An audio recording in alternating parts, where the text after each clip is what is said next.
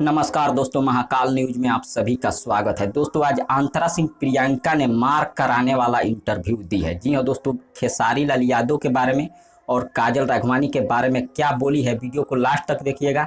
उससे पहले आप सभी से एक छोटा सा रिक्वेस्ट है कि अगर आप खेसारी लाल जी का फैन है तो वीडियो को लाइक कर दीजिएगा, और हमारे चैनल पर पहली बार आए हैं तो चैनल को सब्सक्राइब कर बेल आइकन को दबा दीजिएगा, क्योंकि इस चैनल पर केवल खेसारी लाल जी का न्यूज आता है। चलिए आपको बता दें, अंतरा सिंह प्रियंका का एक इंटरव्यू लिया गया है किसी चैनल द्वारा। अंतरा सिंह प्रियंका जी से पूछा गया कि आप बहुत अश्लील गाती है, लोगों का कहना है। तो उनका साफ जवाब आया कि काजल राघवानी ढोंड़ी दिखाती है।